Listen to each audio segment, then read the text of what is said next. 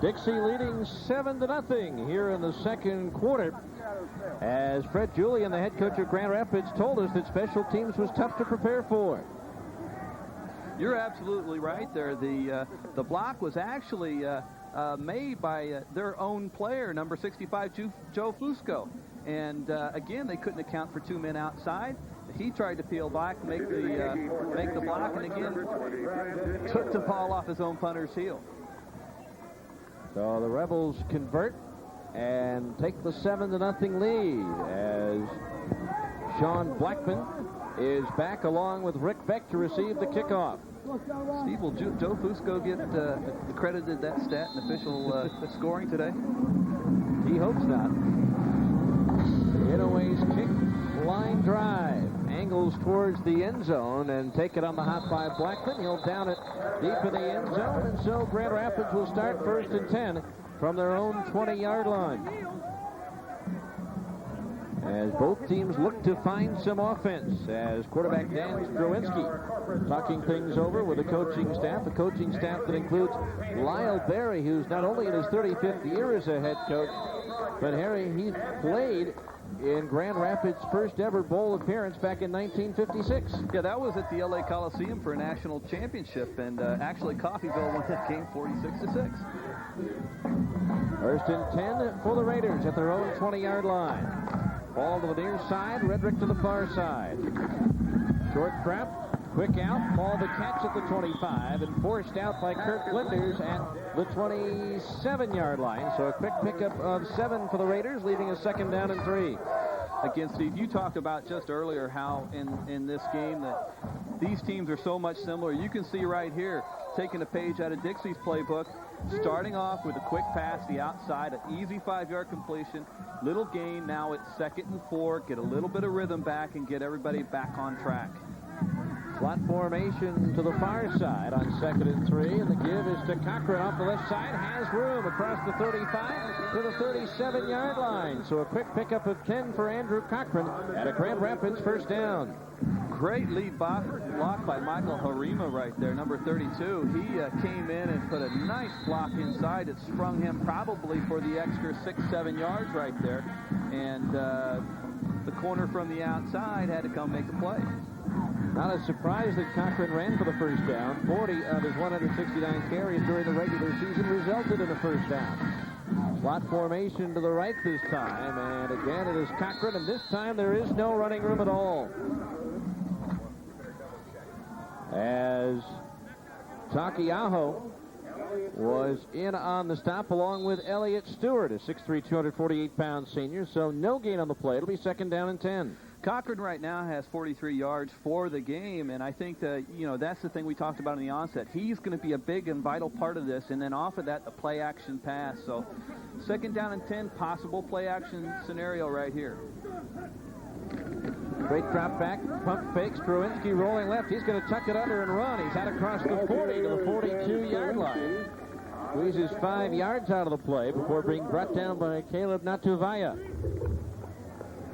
So it'll be a 3rd down and 5 for the Raiders as Strowinski calls his own number. Again, just trying to protect, and a quick 3-step drop right there. His receiver, much like the Dixie Rebels receiver did earlier, didn't convert to the fade, so nothing to do but tuck the ball and try to get some yards. 2nd down and 6 here. 3rd down and 6. Receivers to the left and right. And Strowinski back rolling under pressure. Fires incomplete. Intended for Bozek, the tight end, but the pass behind him as Natuvaya was putting the pressure on Strowinski. I tell you what, Bozek had all the room that he wanted to the field, and he would have caught that pass. He could have turned up and had a nice gain. Again, field position, big part of the game right here. That could have been something that really tipped the hat back to Grand Rapids. Now they've got to punt the ball, and Dixie will have the ball and a chance to try to get more on the board. Well, Lutinovich last time out had his punt blocked by his own man, resulting in a Dixie touchdown. The only points on the board so far here this afternoon. Wade Perkins back at his own 20 to receive the kick. Wobbly, short kick, hits And we'll roll a little bit of a Grand Rapids bounce inside the 25 and is down at the 21-yard line. And so Dixie will take over 1st and 10 at their own 21-yard line. Beautiful afternoon here in St. George, Utah. And the Rebels lead the Raiders by 7. In the NHL, the coolest game on earth, tough defense wins hockey games. Heisman +1, I'm on the list. The battle in front of the goal is fought every night by rugged defensemen like Chris Chelios. I'm with the band, eh? Always willing to sacrifice his body for the team. Positioning and tenacity are the tools used to ward off intruders. These usually prove to be effective. The NHL on Fox Sports Net. Home team's Fox Attitude. Menlove Dodge Toyota is overstocked with 97 neons. Get low.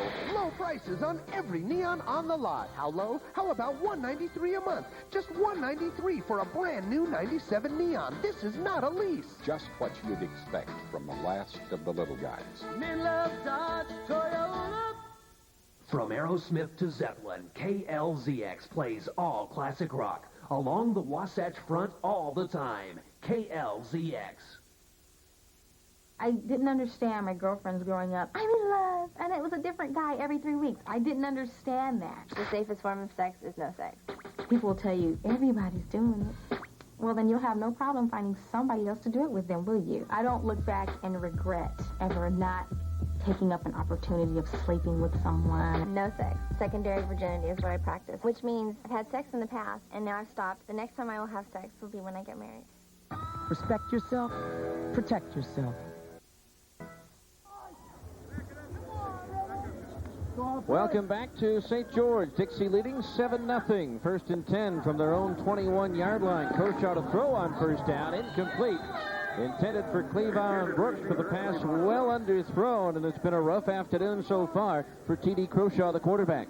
Yeah, he's just had 4 completions. They've been for 55 yards, but there's a number of those he'd like to have back. I'm sure that's going to be one of them. 2nd down and 10 at the 21-yard line as Mark Henderson comes in from the sideline, wide receiver with the play. 5:49 remaining in our first half. The Rebels leading 7-0. Henderson will come to the near side. Hutchins to the far side. And pump fake by Croshaw. Looking deep for Hutchins, and it is incomplete, overthrown. Good coverage from Sean Blackman of the Raiders. I think right there what Coach was trying to take advantage of is just maybe getting a shot, maybe a chance at another big play, get field position change, and the pump and go on both sides. Actually, I think if you look to the near side that time, you've got a guy wide open with no one near. Croshaw, 6th in the nation in passing and in total offense coming in, but a rough afternoon so far. 3rd down and 10. Brooks to the far side, Hutchings to the near side. Again, slant in this time. Good leaping grab by Brooks out across the 30 and close to a 1st down. Boy, a lot of zip on that ball by Croshaw.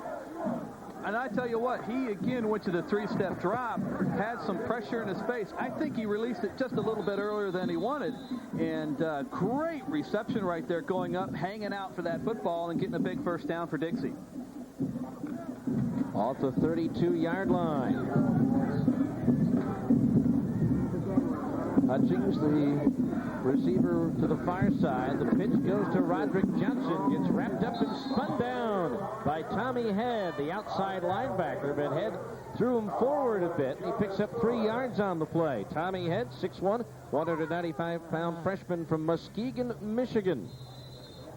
Again, you'll see the backside of the play, a little bit of pressure and a crack coming open, but right there, the safety came up, supported the ball well, and just gave him a 3-yard gain. Roderick Johnson was a blocking back last year here for Corey Dillon, who's made quite a name for himself this year at the University of Washington. Little flip to Hutchings over the middle, and no one from Grand Rapids is fooled. Joseph Spooler, the linebacker, tripping Hutchings up for no gain at the 35-yard line. That was the same play, Steve, that we saw a while ago that set up the field goal try earlier in the quarter. That time, the linebacker just split the blockers and made a nice tackle right here. Could have had another big game. Spooler, a 6'1", 220-pound freshman from Sterling Heights, Michigan, leaves Dixie with a 3rd and 7 from their own 35-yard line. Dixie under 30% on 3rd down conversions as Croshaw backfires and another leaping catch by Brooks. But he's unable to hang on. Great effort by Cleavon Brooks, but just couldn't hang on to it. Well, that time, T.D. Croshaw did a good job of just dropping back and sitting into the pocket, waiting for his player to come open. They look like they played a little bit of a combination man-zone coverage right there, and he slips inside 3 players there. Just can't hang on to the football. Looked like he had it, and Jeff Burton, the strong safety, stripped it free.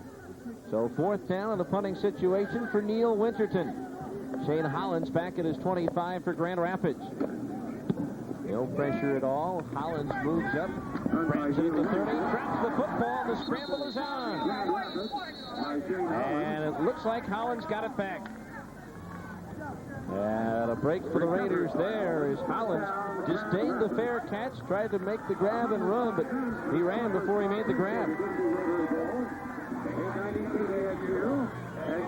You know, if anything that didn't happen on that punt right there is it kept the field position from switching too far to the Grand Rapids side.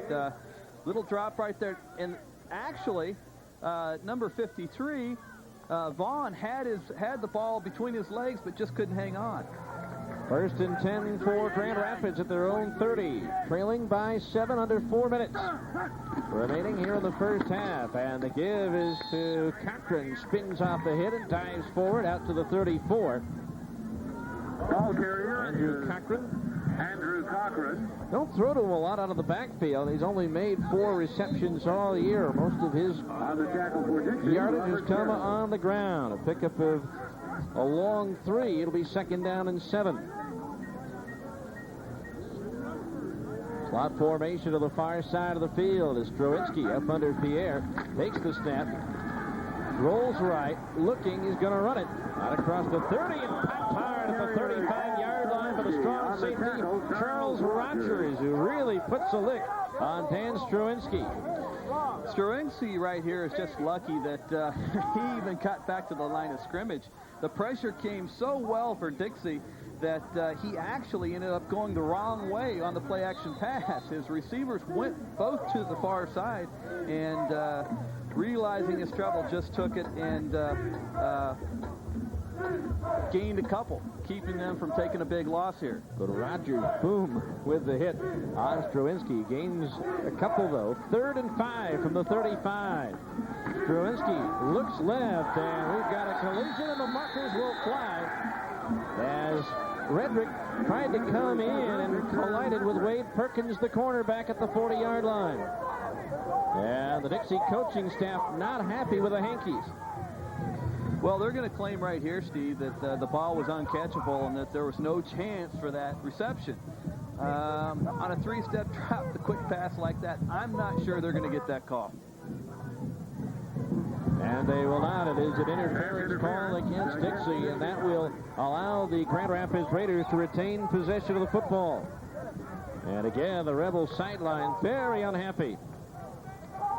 First down, Grand Rapids. It'll be 5 yards and a first down to the 40-yard line. Slots to the far side. Cochran, still the teeth back of the eye. Or rather, no, it's Thorogood, and Thorogood gets strung out and tracked down from behind. Robert Barlow, the outside linebacker, with the tackle, a loss of 2. Barlow switched over to defensive late after being the number 2 rusher on this team this year with over 400 yards. Well, that time, Steve, they had the formation set to the boundary, tied into the field, and tried to run the counter tray this way. They just about had that going, but good, strong play on the Dixie defense. 2nd and 12 from the 38. Strowinski on the delay to Cochran, slips through one hit, not the second. Gets back to the original line of scrimmage.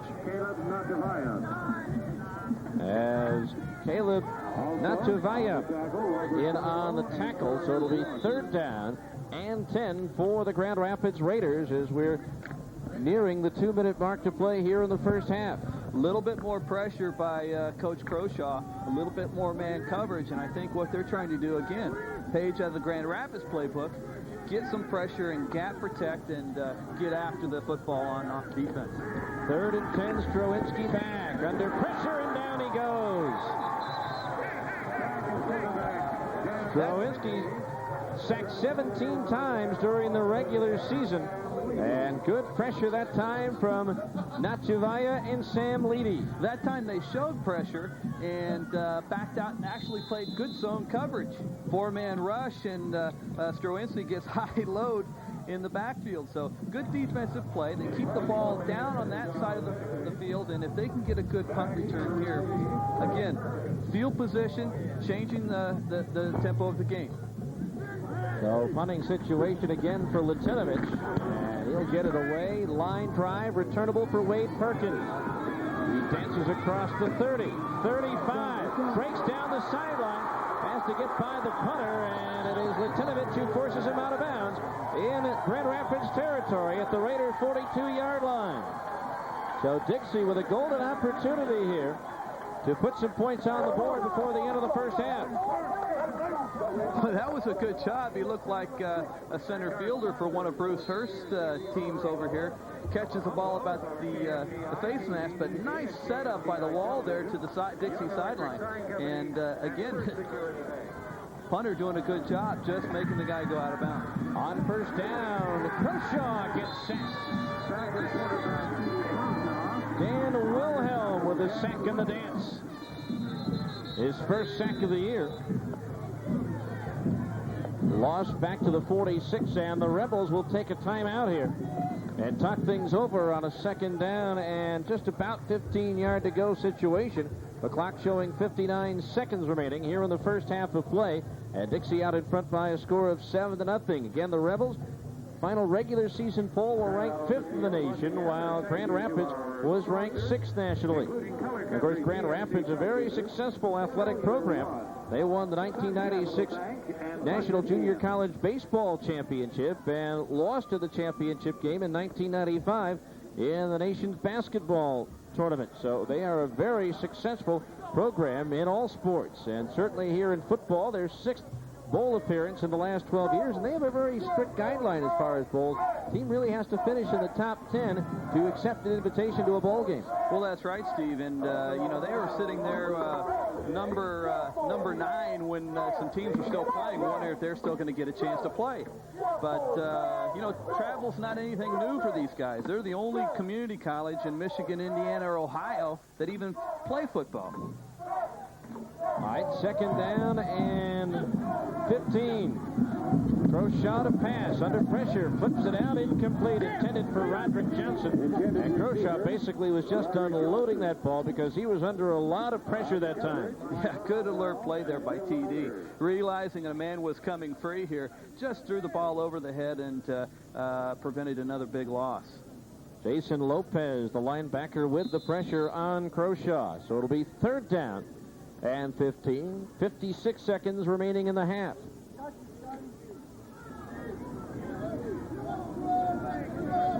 Brooks to the near side, Hutchings to the far side on 3rd and long. Croshaw back, looking down the left sideline for Brooks, and on the fade it's incomplete, overthrown along the near sideline, and so it'll be 4th down in a punting situation for the Rebels, who do not take advantage of Wade Perkins' fine punt return.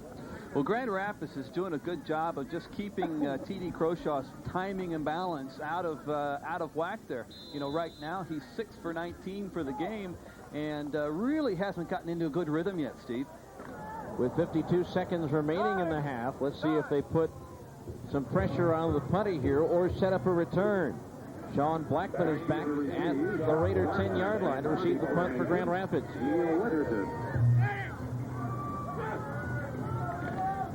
Good snap. High but very short kick. Angles towards the sideline, and it's picked up by Williams on the run. Down the sideline, near midfield, and forced out of bounds in Dixie territory. As the Rebel coverage team fell asleep at the wheel, as David Williams took that one on the hop and put the Raiders in business.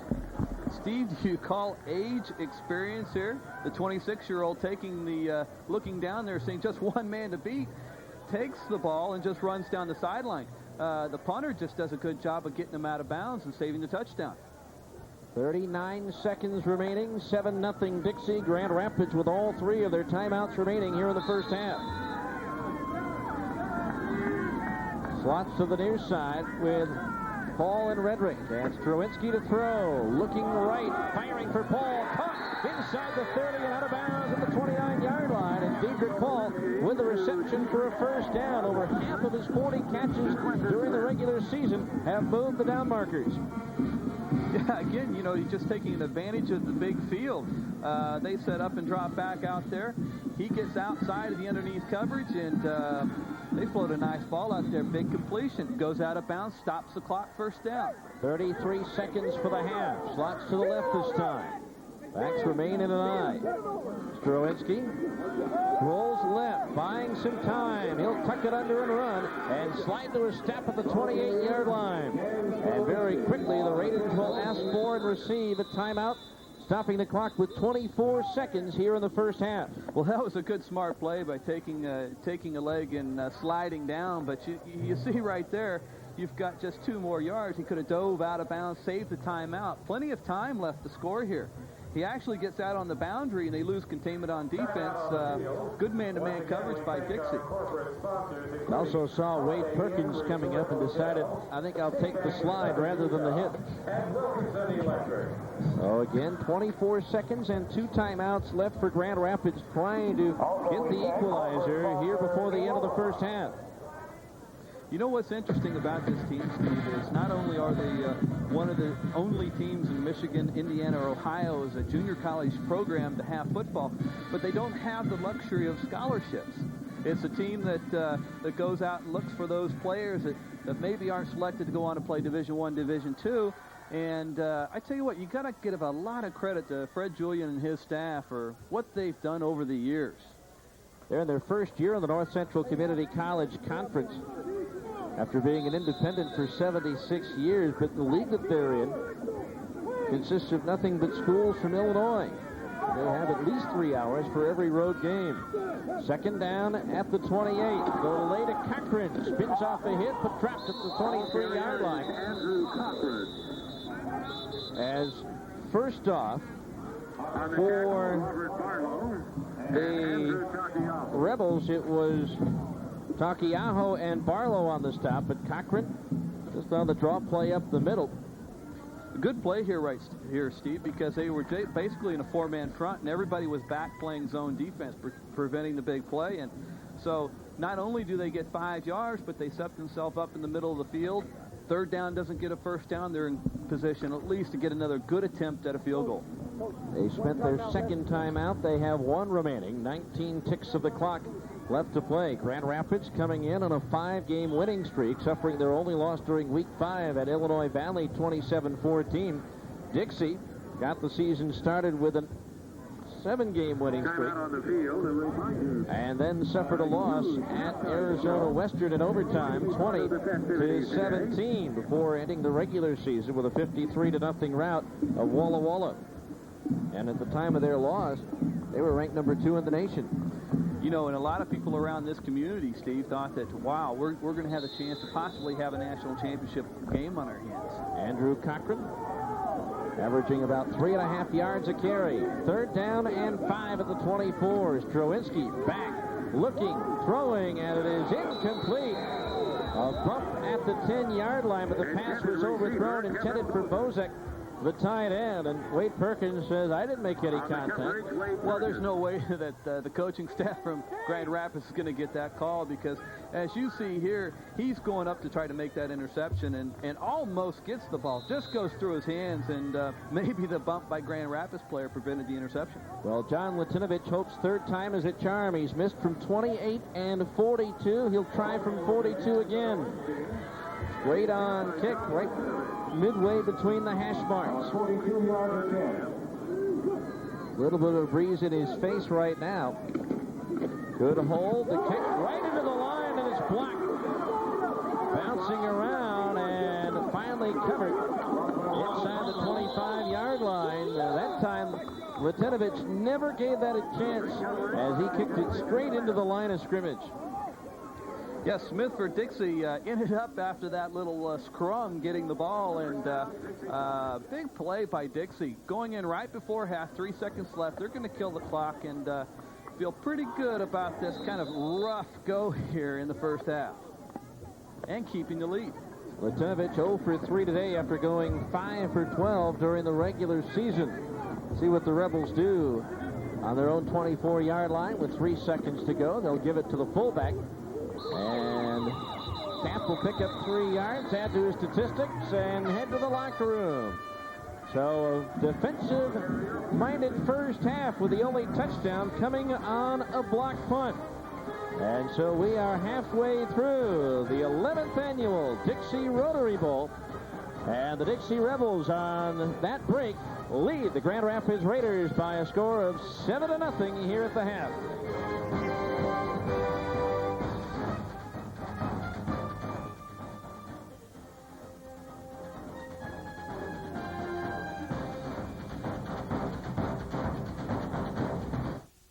Homes, a name that has made a positive and lasting impact on the people it serves in southern Utah. Ent's Homes, a name that implies quality when it comes to homes that fit our lifestyles.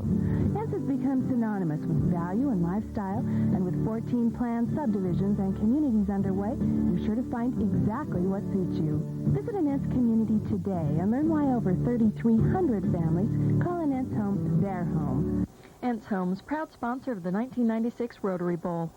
Washington County, located in the southwest corner of Utah, is ideally positioned amidst some of the world's most scenic and geologic marvels. Within the county are Snow Canyon State Park and Zion National Park. To the south and east, just outside the county, are Grand Canyon, Lake Powell, and Monument Valley. And just to the north and east is Bryce Canyon.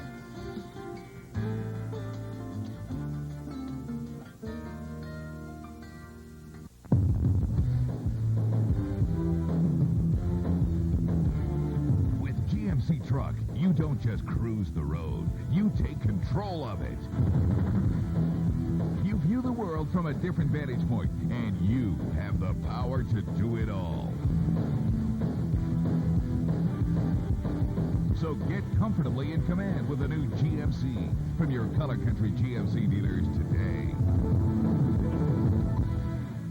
Many industries have found it more profitable to do business in southwest Utah. Land, leased space, utilities, and general operating expenses cost less than in many other places. With less crime, less traffic, cleaner air, and a mild climate, businesses are finding southwest Utah a very attractive place to relocate.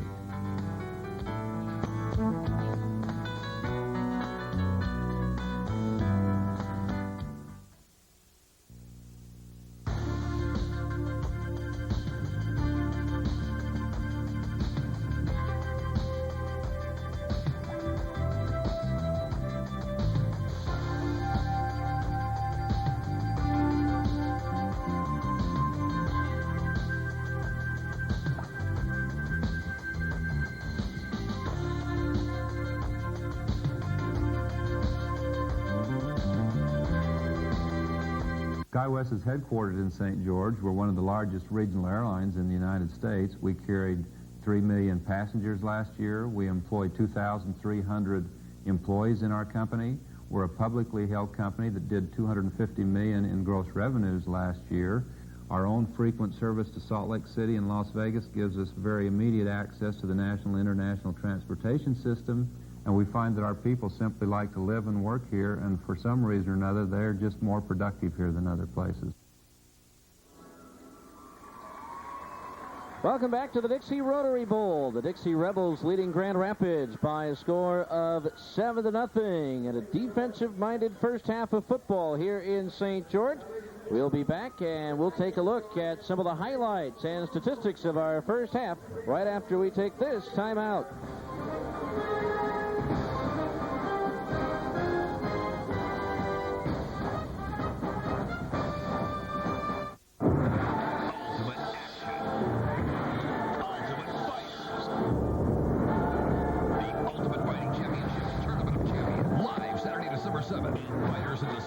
biggest night of fighting ever. The only arena built to contain them, the Octagon. The UFC's Ultimate 96, the toughest tournament in sports. Saturday, December 7th, live on pay-per-view. See is believing.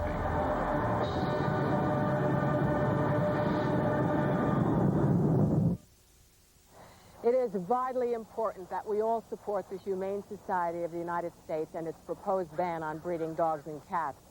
Too many dogs and cats are sentenced to lives of misery, and too many animals are sentenced to death because they are being bred without regard to reliable placement in responsible homes.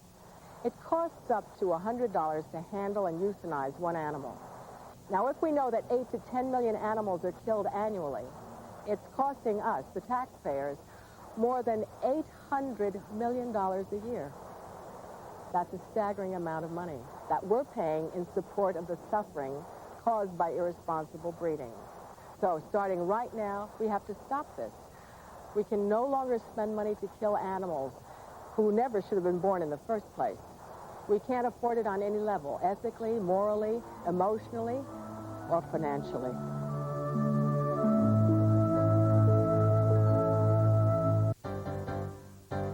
Just what you'd expect from the last of the little guys. I called Men Love Dodge and told them that I'd seen their commercial on TV. They took down all the information that they needed and called me back the very same day and told me I'd been pre-approved. Men Love's Fresh Start program is easy.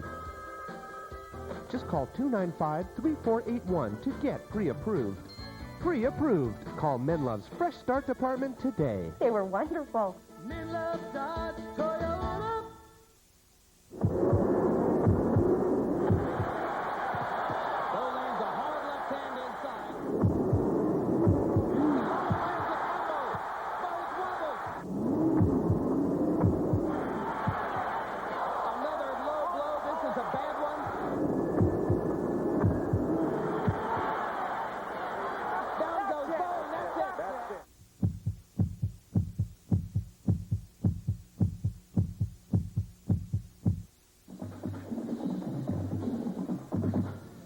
Dixie with a halftime lead of 7-0 in what's been a defensive struggle so far in this first half. Both teams have had their opportunities to score, but have not really been able to convert. Well, it's one of those things. It looks like the layoff for 4 or 5 weeks for both teams has been a little rough in the beginning here. We're seeing the intensity level start to bring up a little bit, and you're seeing a little bit of scuffles and going to a little bit, but I think it's going to be quite a second half. Well, the only touchdown came on special teams, something that Grand Rapids coach Fred Julian was concerned about. It was a block punt, but nobody for Dixie got a hand on it. It was really the behind of one of the offensive linemen. Well, that's right. As you see right here is the offensive lineman trying to peel back and make the block there. Actually took the ball off his own punter's foot. So big play for Dixie. Unlucky break for Grand Rapids. Usually when offensive linemen get their names mentioned on a broadcast, it's usually for something that goes wrong, and Joe Fusco, unfortunately, was unable to get out of the way of that punt. But the Grand Rapids football team had their opportunities to score, but they're 0 for 3 in the field goal department. Well, that's right, and that was one of the concerns last night that Fred Julian had, is he said, he's got a great kicker, great leg, little bit of consistency problem on field goals, and again, 3 missed field goals has hurt Grand Rapids today. And the last of those 3 came towards the end of the first half, and it was a low kick right into the line and never really had a chance. Well, that's right. He was a little bit further out. I'm thinking he's trying to just get some power on the ball and didn't get enough lift. He should have pulled out a 9-iron instead of the 7-iron, and Dixie blocks it, comes up with a big play before first half. Robert Barlow getting that one on the bottom of his arm. Well, statistically, very even in the football game so far, but the one thing, Harry, that stands out, Dixie has shot itself in the foot with penalties. Well, sure. 7 penalties for 60 yards, and as a coach, you look at that right there, that field position that you lose. And it was a real battle for them to keep any kind of position in the first half, and the first quarter particularly. Neither one of the star running backs have been able to break free, as again 60 yards total rushing for Grand Rapids and only 43 for Dixie. Well, that's right. Roderick Johnson right now, 10 carries for 45 yards. For Dixie Cochran, his opponent, 15 carries for 52 yards. Very, very close as far as the rushing game is concerned. Dixie with the only turnover, but Grand Rapids was unable to convert. And the Rebels lead the Raiders here at halftime, 7-0 in the 11th Dixie Rotary Bowl. Will return to St. George as the Rebels have the touchdown lead here at Hanson Stadium in beautiful sunny St. George.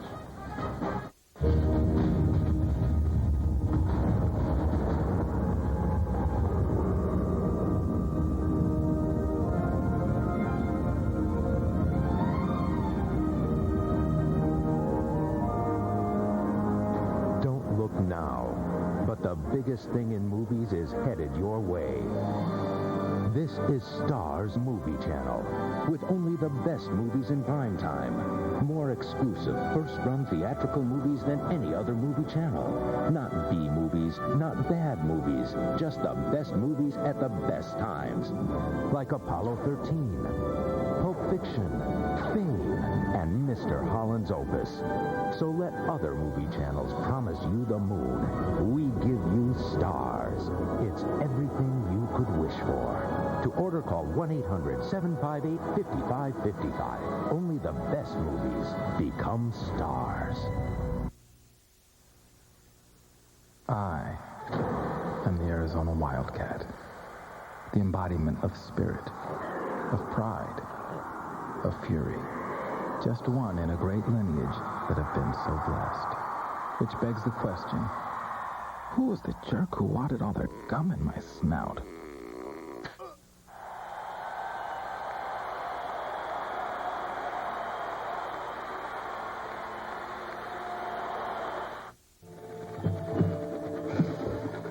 7-0, Dixie leading Grand Rapids here at halftime of the Dixie Rotary Bowl. Good crowd on hand on this beautiful afternoon. And right now they're taking in the sounds of the UNLV Marching Band.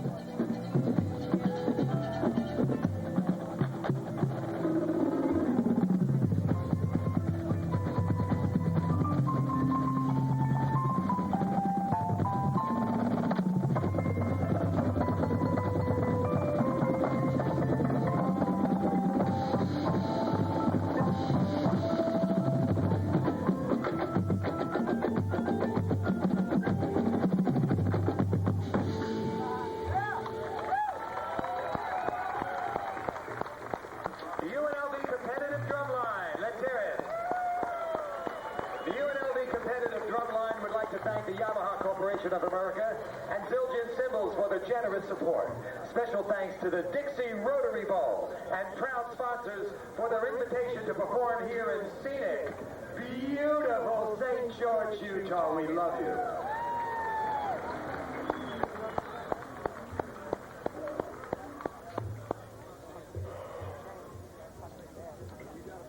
All right, we'll be back with more from the 11th Dixie Rotary Bowl. After this, the Rebels lead the Raiders by 7.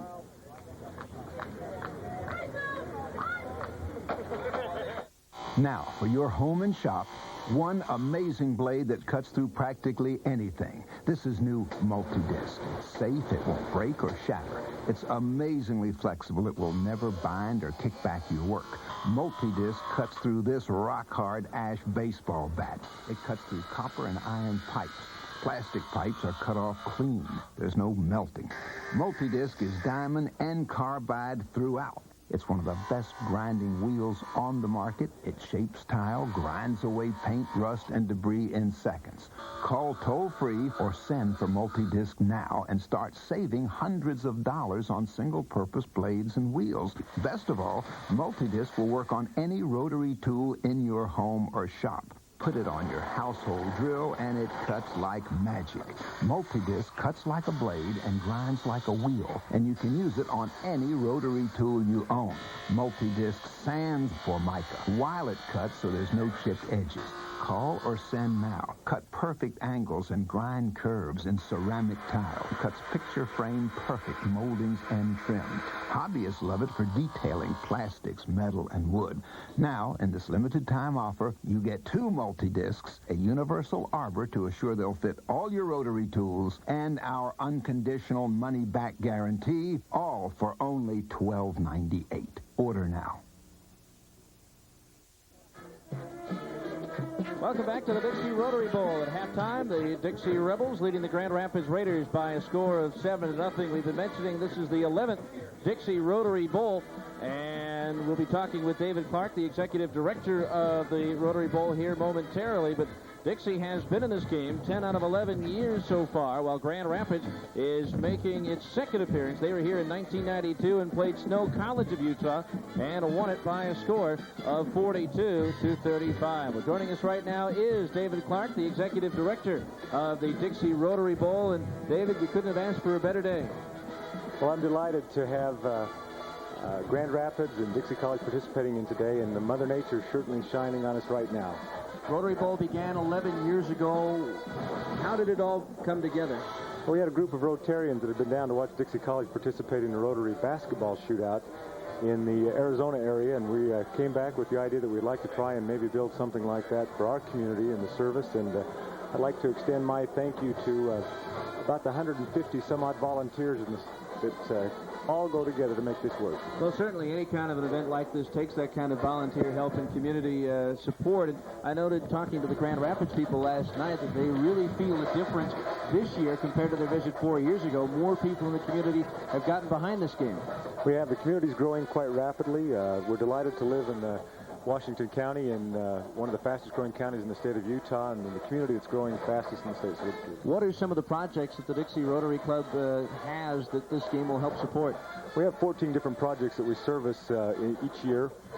They range from doing work on what we call Encampment Mall, which is about a 4-acre project here on the campus. We've done the landscaping, groundwork, and all of that, to community service, Dixie Care and Share, other volunteer and worthwhile projects. Well, as far as this game is concerned, you know, it's nice that Dixie's been a part of it, too, for 10 out of the 11 years, helping that local community support. Greg Croshaw has a great program here. We do. They have a great, very strong program, and Dixie College has, as Grand Rapids has, had a rich tradition and history and a fine football program, and it adds a lot of flavor to the game. Well, you bring a lot of teams in from the East, and you get a lot of positive reaction from them coming to this part of the country? Oh, we do. The young men and women that come out here have an opportunity to come out west, many of them from back east. It may be the only chance they have to enjoy our Red Rocks, the Desert Zions Park, and the hospitality and the spirit in the community here. It's been great. First, you probably don't get much of a break. Probably in a couple of weeks, you start thinking about Dixie Rotary Bowl number 12. We take 5 days off. Well, it should be another great afternoon of football, the second half ahead of us. Hopefully we'll have a little more offense to kind of liven this game up a little bit. We do. It's been a real defensive battle. These teams, a lot of hard hitting, but strictly a defensive game so far. Well, we certainly congratulate you and all of the committee, as well as all the volunteers, on a job well done. Another great game this year. We thank you. Thank you very much. All right, David Clark, the executive director of the Dixie Rotary Bowl, has been with us. We'll return with more from Hanson Stadium in St. George, where the Rebels lead the Raiders 7-0 right after this.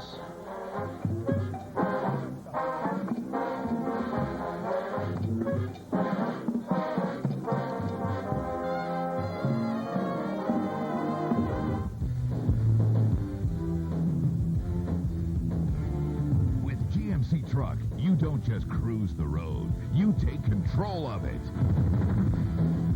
You view the world from a different vantage point, and you have the power to do it all. So get comfortably in command with a new GMC from your Color Country GMC dealers today. We have our new regional park located between St. George and Hurricane City, and in an area that they call Purgatory Flat. While it's design-oriented toward equestrian uses, it's really a multi-purpose facility. And we think it'll be a great asset to not only the people of Washington County, but we look at it as something that will attract people from many other parts of the country. Washington County Commission, striving to make our community better. Proud sponsor of the Dixie Rotary Bowl. Mountain Fuel is pleased to present the annual Rotary Bowl football game at the Hanson Stadium in St. George. Mountain Fuel is also proud to be part of this great community, hosting the 11th annual nationally recognized Rotary Bowl. Mountain Fuel has been serving southern Utah for nearly 10 years. When it comes to your fuel needs, you can count on Mountain Fuel. Be sure to support the businesses who lend their resources in building our local communities.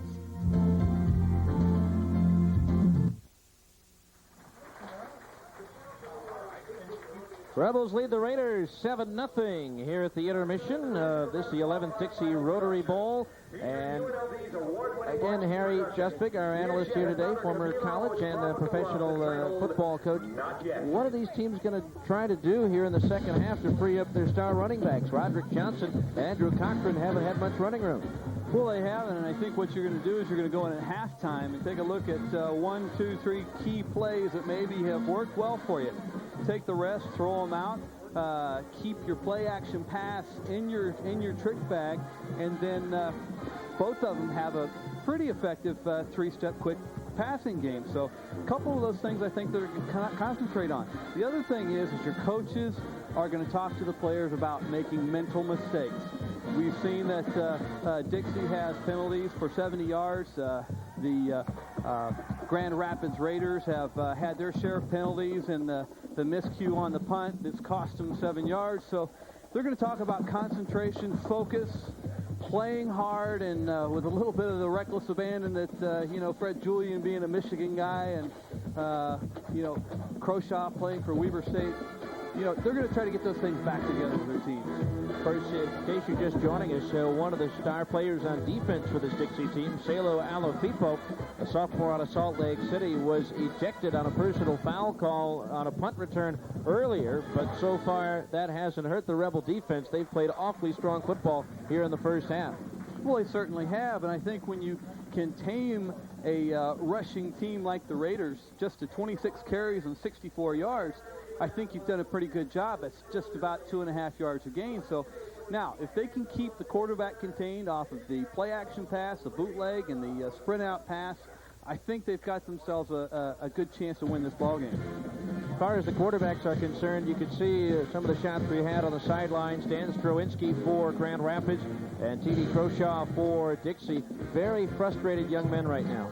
Well, they are, and I think you look at two different scenarios. One, Dixie has thrown the ball 19 times, only 6 completions. The thing that the Rebel offense can't do right now is he can't get into a rhythm. TD is really working hard at trying to find a rhythm. They've thrown a few three-step drops. They've played a little play action, which has actually been their best in successful games. But the Raider defense has really taken him out of his game. Now, on the other side, they've just not gone to the air that many times. He's 4 for 9 or 5 for 10 right now, 62 yards, and it's been effective to keep the pressure off their run game. They're setting up the pass with the run right now. The UNLV marching band continuing to entertain here at halftime. One of the things about Dixie defense, they've averaged just over 5 sacks a game this year, and Strowinski, a quarterback, he's been sacked only once. He's been pressured a lot, however. Well, he has, and I think that's one of the reasons why that you see him not set up in the pocket. The only time you've seen him there is on the quick 3-step drop game. Everything else has either been on the full sprint out where he has a run-pass option, or he's out on the edge trying to fool the rush contain and run some play-action bootleg. So I think you're going to see them stay away from that pure drop-back game today, Steve. Again, the only touchdown of the first half to Quintus Smith for Dixie, recovering a blocked punt of the end zone. Brandon Inouye out of the extra point to give Dixie the 7-0 lead in Dixie and Grand Rapids, both coming into this ball game with 9-1 records. Dixie number 5, Grand Rapids number 6. We're at halftime here in St. George with a score: Dixie 7 and Grand Rapids 0. It's a great time to be outdoors, and at Stephen Wade Auto Centers, they can help you make the most of your outdoor experience. With so many exciting 4x4s, trucks, and convertibles to choose from, Stephen Wade makes getting there a whole lot of fun. With excellent financing, friendly people, and the largest selection in southern Utah, your Stephen Wade Auto Centers are a great place to start your outdoor adventures. When it comes to high tech, Washington County has become a respected hub in the rapidly changing world of computer technology. One of the biggest things that Dixie College has been involved with is a cooperative movement between the private sector and the public sector, especially with the internet and communication and publishing and accessing information.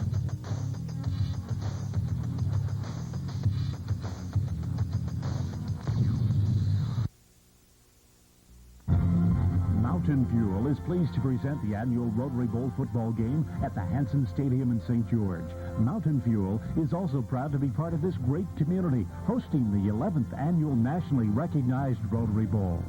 Mountain Fuel has been serving Southern Utah for nearly 10 years. When it comes to your fuel needs, you can count on Mountain Fuel. Be sure to support the businesses who lend their resources in building our local communities.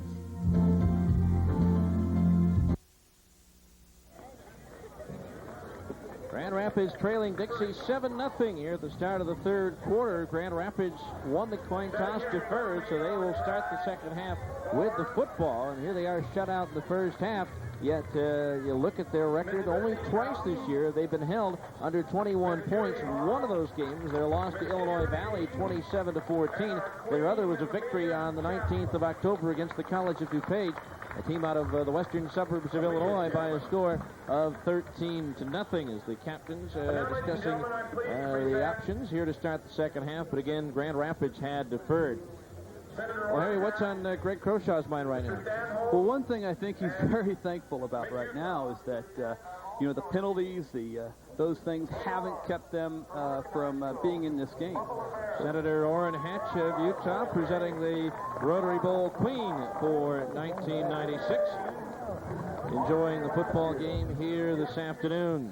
Actually blessed with the presence of Miss Utah, reigning Miss Utah, there with the senator. You know, one of the things I'm thinking that coming out of the box, you know, really, Grand Rapids has not done a bad job running the football. I'm sure Andy Cochran's saying in there, hey, fellas, let's go. I know they're a tough group, but I've got 25 brothers and sisters at home, and I've had a tougher time rushing through them to the dinner table. So keep pounding them, and I'm going to make some big plays for you. Grand Rapids trailing 7-0. They are a school of over 13,000 students. Thank you, Richard. President Richard Calkins, the school founded in 1914. It is one of the oldest schools as far as junior colleges in the nation are concerned. It's the 6th oldest in the United States, the oldest in the state of Michigan. Dixie, over 5,000 students with a strong aviation program, but so far the Rebels have struggled through the air in this game. Yes, they have. You know, the Grand Rapids bunch coming from Michigan actually took 4 airplanes of people to get to Las Vegas, staying a couple of days down at the Excalibur, enjoying the nightlife a little bit, practicing twice at the UNLV practice facility. But, you know, the one thing that Coach Julian told us last night, he's got a good bunch of kids. You know, these are kids he can't reward with scholarships and monies to help pay for tuition. But, you know, they've got a rich tradition. They're proud. They've come a long way, and I think you're going to see quite a battle here in the second half. Just about ready to go is Brandon Inouye. Will tee it up at the 35-yard line, and once again, Sean Blackman and Rick Beck will drop back at the goal line to receive the kickoff as our second half is about to get underway. The offense is looking to find themselves in the second half. Referee Richard Jones at the goal line with the signal for the go-ahead, and Inouye with the kickoff to start the second half. And it'll be Blackman out across the 20. Popped at the 25, stood up, maintains his balance before being dropped down on the play as Mike Vaughn really stood him up as he crossed the 25-yard line. Yeah, you know, one of the key things we're trying to do on the kickoff there is trying to pin him into the corner and try to take away the good wedge coming back upside. But he did a good job getting back over the 20, a +5 really for the return team. Words of encouragement on the sideline for quarterback T.D. Crowshaw as he watches his defense. Dan Skruinski was 4 of 9 in the first half. But when he has completed the pass, it's been for over 15 yards of reception. Slots to the top of the field. On first down, and whistle sound, and I believe the play clock ran down to 0. It's pretty tough for something like that to happen on your first play from scrimmage. Well, there you go. You know, your first play is in a negative play, and Coach Julian's probably wondering, why can't we get out of the huddle when you've got a timed break and setting up our offense? Not a happy camper right now is head coach Fred Julian, looking for his 99th win as a head coach with the Raiders. So it'll be 1st and 15 for Grand Rapids at their own 21-yard line. Andrew Cochran, the tailback, with Michael Harama, the fullback. And the give is to Cochran. Some confusion in the backfield, and he winds up losing close to 4 yards on the play. Sam Leedy getting the stop. Freshman out of Salt Lake City.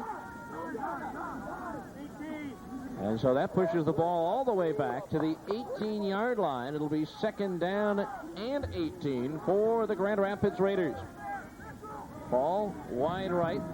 Redrick the slot right. And Strowinski on the delay to Cochran. Finds some running room up the middle, but not much. He's out across the 20 to the 23. Gains 5 and is drilled there. I think one of the things you're going to see, you know, in a situation here, you're not going to allow the yardage that you need for a first down to take you out of your game. Now, right now we've got a player hurt in the field, and hopefully it's not their big man, Andy Cochran. It is Andrew Cochran who is on the field. Rod Thorogood, the backup tailback, has already checked into the lineup as Cochran on delay had a hole, but it closed in a hurry, and he got sandwiched that time in between Robert Carroll and Robert Barlow. He took a blow, and I think he got a real shot to the face mask there on that play. Good, clean, strong play, but he's struggling there to get up off the field. So a gain of about 6 yards on the play as Andrew Cochran being tended to on the field. We're in the 3rd quarter here at Hanson Stadium, the Dixie Rotary Bowl, and the Rebels lead the Raiders by 7. Homes, the name that has made a positive and lasting impact on the people it serves in southern Utah. Entz Homes, the name that implies quality when it comes to homes that fit our lifestyles. Entz has become synonymous with value and lifestyle, and with 14 planned subdivisions and communities underway, you're sure to find exactly what suits you. Visit an Entz community today and learn why over 3,300 families call an Entz home their home. Entz Homes, proud sponsor of the 1996 Rotary Bowl. We have our new regional park located between St. George and Hurricane City, and in an area that they call Purgatory Flat. While it's designed oriented toward equestrian uses, it's really a multi-purpose facility. And we think it'll be a great asset to not only the people of Washington County, but we look at it as something that will attract people from many other parts of the country. Washington County Commission, striving to make our community better. Proud sponsor of the Dixie Rotary Bowl. Quality of life. It's easy to find in Washington County. St. George has been named the #1 retirement community in the country, nicknamed the Palm Springs of Utah, with more than 300 days of sunshine each year. It is an area of growth and prosperity that seems to be recession-proof. With several world-class golf courses, tennis courts, fitness center, a regional hospital, a progressive secondary education system, and a nationally recognized community college, Washington County offers just about anything anyone could want. Well, fortunately for Grand Rapids, Andrew Cochran jogged off the field under his own power, and he'll probably see action once again. He's replaced by Rod Thorogood at the tailback spot. It's 3rd and 13 for Grand Rapids at their own 23-yard line. And Strowinski rolling left under pressure, gets tied up and tied down by Caleb Natsivaya all the way back at the 11-yard line. A loss of 12. I tell you what, there's a good job of defense of adjusting to what's been going on in the first half. Play action has been their key. This time you'll see the defensive end at the top not get sucked inside and keeps a good bead on him. Wraps up, almost knocks the ball loose there, and makes a big play. They're going to have to punt deep in their own territory now. John Latinovich, the punter, will be in his own end zone to receive the snap. The Rebels should come away with excellent field position. Wade Perkins inside Raider territory at the 46-yard line to receive the kick. Wobbly kick may have been deflected. Hits at the 30, rolls outside the 40. A great roll for Grand Rapids. It's all the way into Rebel territory at the 48-yard line, and it seemed like that Latinovich was very slow to get that punt off, and that really caused what possibly was a deflection at the line of scrimmage. Well, and right there, you saw you had 4 guys. They're definitely going to put the pressure on the play, and not a good drop you see right there on the foot as far as the punter's concerned. But thankfully, a Grand Rapids bounce gets the ball back over the 50. Dixie at their own 48 with T.D. Cochran at the helm. The give is to Johnson, and Johnson finds a hole. He's inside the 40, inside the 35, and brought down, and a penalty marker. We may have a face mask as well, as Roderick Johnson, for really only the second time on this afternoon, able to break free. And another injured Grand Rapids Raider on the field, and that looks like the veteran David Williams. And again, it's tough to say veteran for a junior college football player, but that's the case with Williams as he is down on the field, and look at Roderick Johnson go. Simple lead play by Roderick, and I tell you what, you get him in the open field, he's just too strong to get down unless you gang tackle. There's somebody just got a hold of the face mask, and while pulling him down, gains the penalty. So I think we're going to see some pretty good change of position here, and you're going to see Roderick Johnson getting the ball more. David Williams slowly getting up again. We call him a veteran. He's 26 years old. Played in 1988 for Grand Rapids in a bowl game and then entered the Navy. And because of his age, he won't be able to play Division I football. But Fred Julian, the head coach, feels he's qualified to do so and will probably play Division II next year. Tack on another 5 yards to that gain by Johnson on the face mask. It's 1st and 10 Dixie at the 25-yard line at Grand Rapids. And movement on the line, penalty markers down. Here's the fullback Bingham on the move, and he's inside the 10 to the 9-yard line. But let's hold off and see what the penalty flag is all about. Well, you're going to see an encroachment penalty right here by the defense, but, everybody bringing pressure, pinching inside. Nobody wrapped up, and he spins outside and gets a nice gain, and they're going to decline. They'll be inside the 10, 1st and goal Rebels on the left hash. So big play there for the Rebels. Opportunities knocking. Gain of 16 for the backup fullback, Morgan Bingham. That's his longest run from scrimmage this year. 1st and goal for the Rebels at the Grand Rapids 9. Brooks to the near side, Hutchings to the far side. And the pitch goes to Roderick Johnson off the left side. Slips for a tackle, finds the end zone for the touchdown. Roderick Johnson broke through at the line of scrimmage and found daylight, and he touches the end zone for the 26th time this year. Right there, Steve, you could see just by the free safeties alignment that they were going cover 0 and bringing pressure from the outside. The only problem was the outside pressure got caught inside on the block. He made an adjustment on his run and got around for the score. Roderick Johnson now is 75 yards. His lowest output in a game this season, 170 yards. So he still has a way to go. As Brandon Inouye in to try the extra point. So the Rebel offense, the first offense to get on the board. And Inouye's kick is blocked. And it's picked up and can be returned for 2 points. David Williams is on the run, and they're not going to catch him. David Williams will score 2 points on the blocked extra point. And the Raiders are on the board. Wow, Steve, right there's 2 points that give implications of changing the whole scenario of the scoring. The Rebels get a big play on offense, but fell asleep on the special teams. Had somebody just come free through the guard tackle spot and makes the block on the extra point. Greg Croshaw not happy about something, but I think he's arguing with an official, but he's got to be more angry with this. The blocked extra point, and then David Williams able to pick it up on the run, and he was off to the races. Is Archinega the same guy that blocked his own punt? I don't think so. Good job right there, scooping that ball up. Again, there's a veteran, David Williams, taking the ball and running it down for the score. Running it down and running out of gas at the end. He was dead tired, and he's still laboring getting back to his bench. But a big 2 points here, and so Grand Rapids on the board. Instead of down 14, it's an 11-point lead for Dixie. Now, not only did Dixie right there give up 2 points, but now they've got to kick the ball off to Grand Rapids.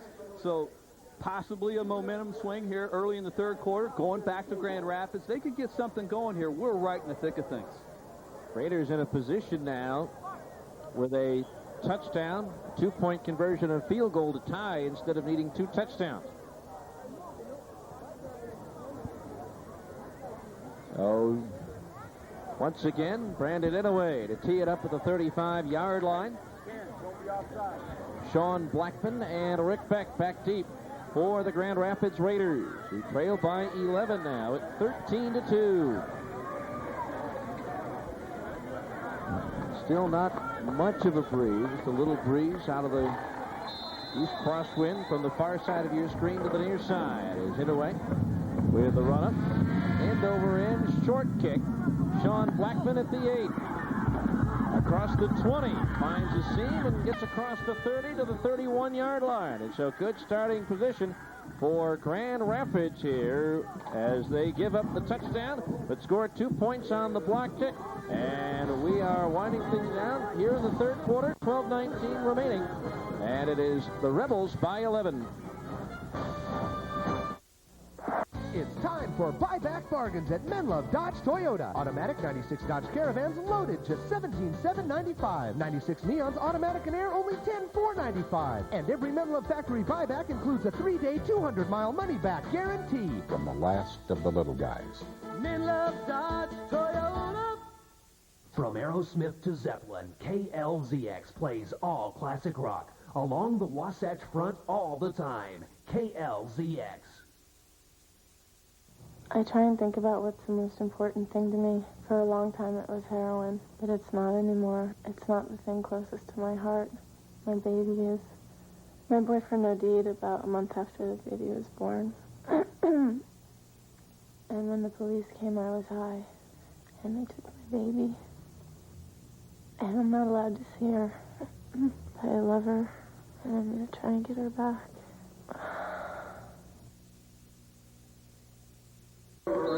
11-point Dixie Rebel lead. Grand Rapids starts first and 10 at their own 31-yard line, trying to maintain the momentum gained by that blocked extra point and return for 2.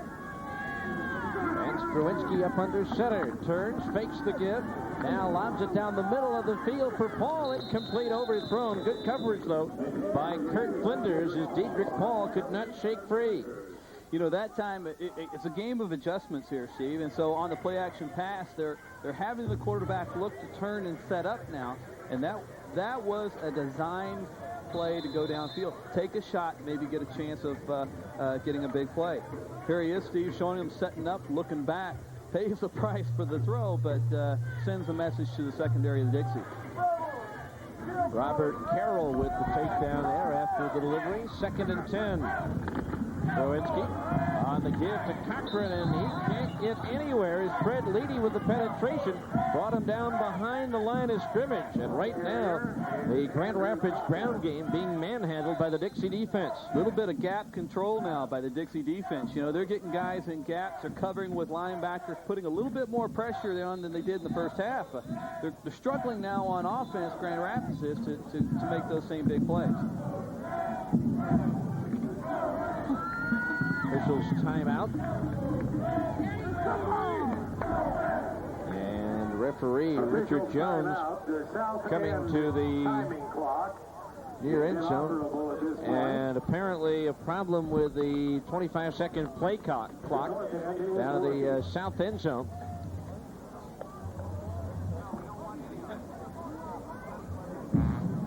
Game clock at 11:48. There's the culprit.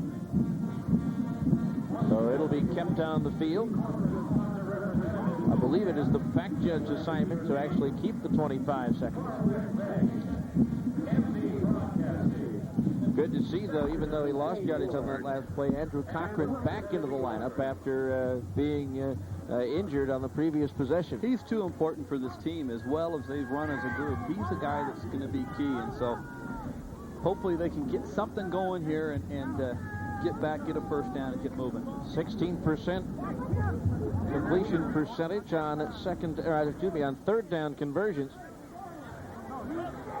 So the Raiders with a third down and 12, and referee Richard Jones with a word for the Grand Rapids sideline. And now we'll talk things over with quarterback Dan Strowinski.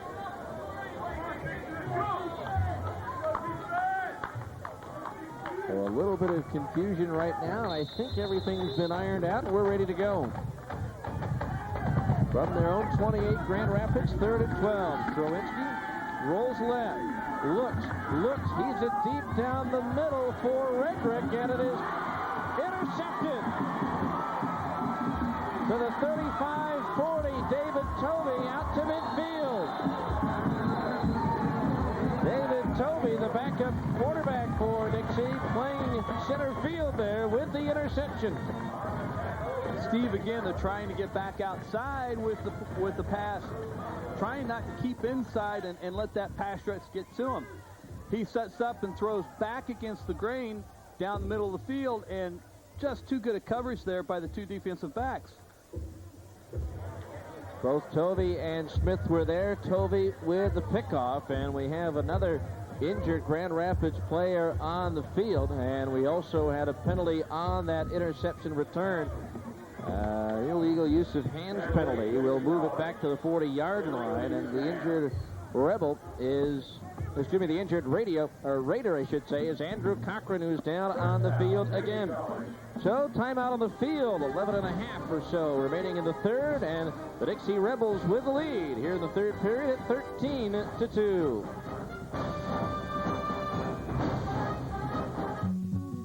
It's a great time to be outdoors, and at Stephen Wade Auto Centers, they can help you make the most of your outdoor experience.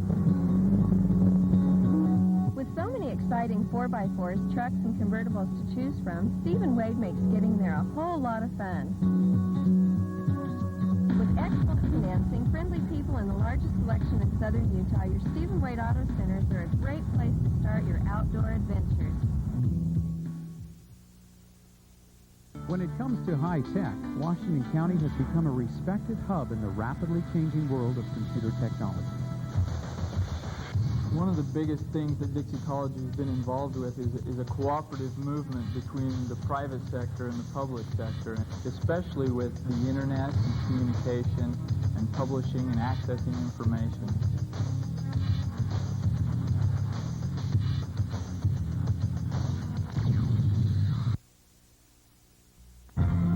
Mountain Fuel is pleased to present the annual Rotary Bowl football game at the Hanson Stadium in St. George. Mountain Fuel is also proud to be part of this great community, hosting the 11th annual nationally recognized Rotary Bowl. Mountain Fuel has been serving southern Utah for nearly 10 years. When it comes to your fuel needs, you can count on Mountain Fuel. Be sure to support the businesses who lend their resources in building our local communities.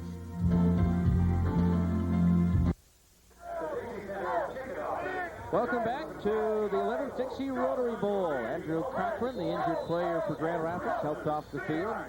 Seemed to be none the worse for wear. We'll probably see action again. But right now it's Dixie on offense. 1st and 10 from their own 40-yard line.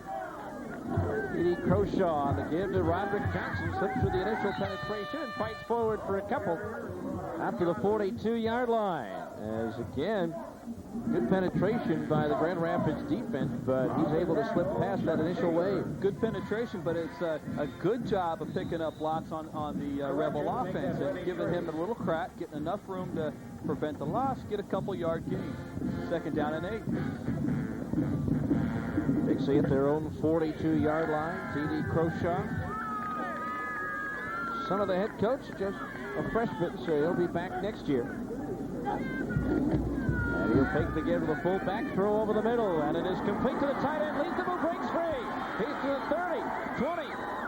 Doesn't use the block and gets trapped at the 11-yard line. Not the best block by Henderson, but Leatham, the tight end, wide open, and a big first down for the Rebels. We talked about in the first half there, Steve, where there's 3 opportunities for that play. Now it comes to fruition. We have a chance where he completes the ball, actually in traffic this time, gets around the tacklers and gets a nice gain. Again, knocking on the door, a chance to score again. 2 guys there, but Leatham breaks free, and Henderson cannot fight off Blackman, who makes the touchdown-saving tackle. First and 10 for the Rebels at the Grand Rapids 11. The give is to Johnson, slips through a hit at the 10. He's to the 5, still on his feet, and is finally dragged down at the 2. You see just a little bit of power by this guy. He's only 5'11", but he's 225, and he's got legs that can drive. They're made of steel. Just carried 3 people from the 5 to the 2-yard line, and don't bet that he's not going to get the ball again here. Roderick Johnson losing some clothing on the way, but is able to pick up 8, and it will be a 2nd down and 2. Johnson, the 3rd straight Rebel to lead the nation in rushing. And he'll get it again, and he's in for the score. Touchdown, Dixie. Roderick Johnson with his 2nd of the day, his 27th of the year, and the Rebels give themselves some breathing room. Nice play there by Roderick, taking that ball, cutting back against the grain, finding the little seam in the room there. But I tell you what, his value to this team is golden. You see him make the little play there, stretching out, getting the score, and gives them a little bit of breathing room here in the 3rd quarter. Due to an academic situation, he only has 1 year Division I eligibility left, so he'll probably go Division II, where it is possibly Texas A&M at Kingsville. You know, one of the things he started out with at the University of Kansas, they wanted him to be a rush defensive end or linebacker. He said no way to that and ended up transferring to Coach Crowshaw's program, and now as a running back, the rest is history. In a way to try the extra point. His last one was blocked return for 2 by David Williams of Grand Rapids. This time, though, the kick is underway, and it's through. Okay, when the umpire so the Dixie Rebels, a big pass play to Mike Leatham, and then 2 carries by Roderick Johnson. And they find the end zone and take a 20-2 lead here in the 3rd quarter. And so now we've got a situation where Fred Julian has to find some offense in a hurry. Well, that's right, but you got to consider, too, it's still only 9:45 left in the 3rd quarter. Lots of time to still get the offense on track. There you see the cutback on the play, the arm tackle, another miss, and diving in for the touchdown. So Roderick Johnson with his 2nd TD of this afternoon, and now an 18-point advantage for Dixie. And so once again, Brandon Inouye, now apparently an unsportsmanlike conduct penalty, has been flagged against Dixie, and that will move the kickoff all the way back to the 20-yard line. That was a result, Steve, of play after the touchdown. Maybe a little bit of celebrating and taunting on the behalf of the Rebels. We saw there after the score, Coach Crowshaw was beside himself. These are the kind of penalties and mistakes he just doesn't take. So Grand Rapids should come away from this with excellent field position. Once again, Sean Blackman and Rick Beck back to receive the kickoff of Brandon Inouye. Be ready for a nice return right here, because when you get this kind of field position to start with, he's done a good job finding that wedge, and they're just about ready to spring one. 85 yards in penalties now against Dixie. Blackman at the 22. Angles towards the middle to try to find some room across the 35-40 and ran into his own man at the 43-yard line as he crawled up the back of his lead blocker. But still a good return out to the 43-yard line. As looked like he had the room to run, but Blackman ran up the back of Tommy Head, his lead blocker.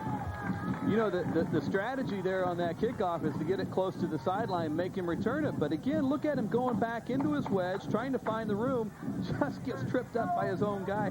But I tell you, he is getting ready to pop a big one and maybe change the whole complexion of this game. And into the game averaging only a little over 16 yards per return. Some confusion defensively for Dixie. They get enough men on. Strowinski's pass overthrown and picked up by Perkins. He's to the 45-40, finds some room at the 35, still on his feet, and brought down there at the 35-yard line. Wade Perkins with quick reactions. Strowinski threw a bullet, and Perkins made the adjustment, not his receiver. Well, the thing that the quarterback would like to have back there is he threw a good hard ball, but that ball just slipped off his hand, I think, at the top of the throw. And so it flew on him. The only guy in real position to catch that ball is the cornerback. Nice play on defense. chance for the Rebels again to turn that into points. At the Grand Rapids 35, 1st and 10. Cochran back. Are they going to go for it all at first? He's hit as he's thrown, and it's incomplete. Tried to go to Hutchings deep down the right side, but Croshaw had his arm hit as he released it, and the ball popped into the air and fell harmlessly to the grass, so it'll be 2nd down and 10. You always talk about turnovers and trying to make a big play. Both teams that time tried to. Dixie tried to throw the long ball back against the grain. Defensively, Grand Rapids brought everybody and their mother and got a deflection and close to a sack on that play. So here we go back to 2nd and 10 and see what Dixie can do. Hutchings will go out wide to the far side. Henderson to the near side.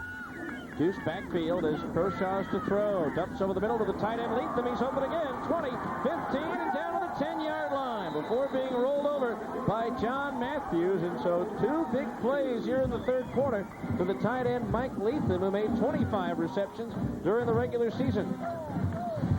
Well, there's a little bit of patience, a little bit of maturity by the freshman, J.D. Croshaw, sitting back in the pocket, waiting for that tight end on delay across. It's been there each time they've gone to it. Now they've gone 2 in a row, 2 big plays, chance to score. Bill Unger, the inside linebacker, playing too far off the tight end, and Leatham coming across. Leaves the Rebels with a 1st and goal at the 10. To pitch to Johnson. They fake the reverse. Roderick Johnson inside the 10 to the 6. A pickup of 4 for Roderick, as that time they fake the reverse to Michael Hutchings. And that's something that they have not done the entire season. None of their wide receivers have carries. Well, that's right. And obviously what you're doing, you're taking a look and setting something up for later. But not enough to fool the defense. Roderick's the guy in crunch time in the red zone here that's going to carry the ball. 2nd and goal from the 6. Michael Hutchings to the near side. Mark Henderson to the far side. And movement on the line. Let's see if it's encroachment or a false start. I'm going to tell you right now, it's the guy that can see the ball best. It's the nose guard. And he jumped off and just couldn't get back and actually bumped the arm of the center. So right now, this is nothing but hurting these guys. Half the distance. They're now back on the 1-yard line. Guess who's going to get the ball right here, Steve? I think they're going to respot the ball. It belongs to the 3. Half the distance to the goal, as you mentioned, rather than 5 yards to the 1. So Don Fusco, not a good day for the Fuscos as he gets that penalty. Of course, it was Joe who ran into his own punt. Here's the handoff to Johnson.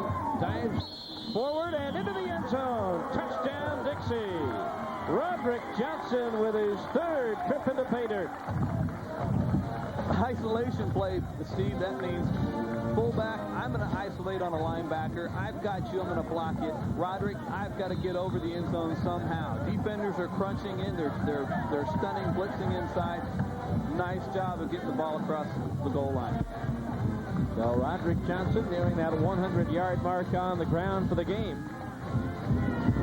And Brandon Inouye's extra point is on the way and through. So now the Rebels breaking this game wide open, as it was a 7-0 score at halftime, but now the Rebels lead it 27-2. And we're not quite through the midway point of the 3rd quarter, so they put 20 points on the board in just under 7 minutes of play.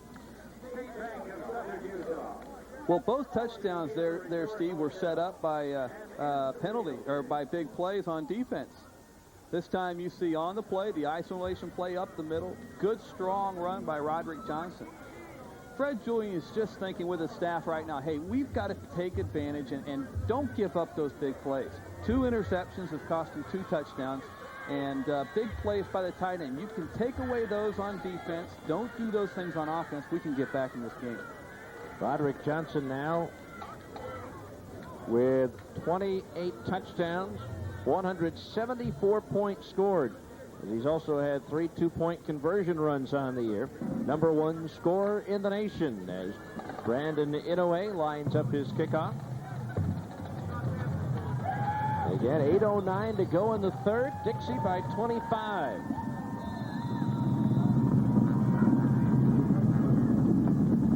Beck and Blackman back to the kickoff. It's Blackman at the 10.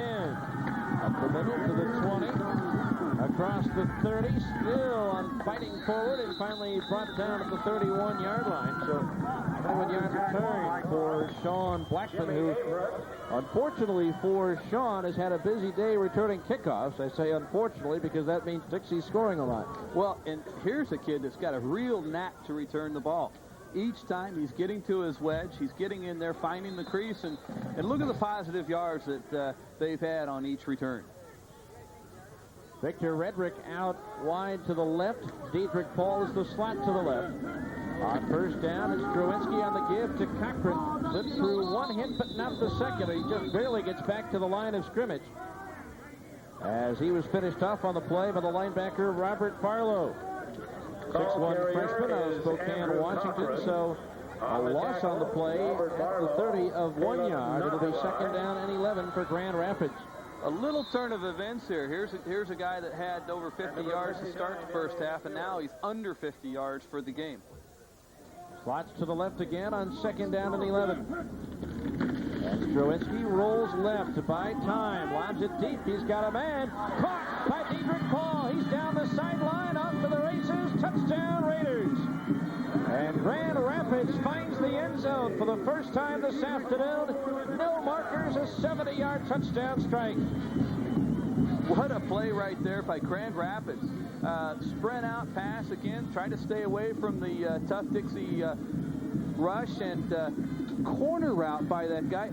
I don't know how he got that over that defender's hands and into the play of the receivers.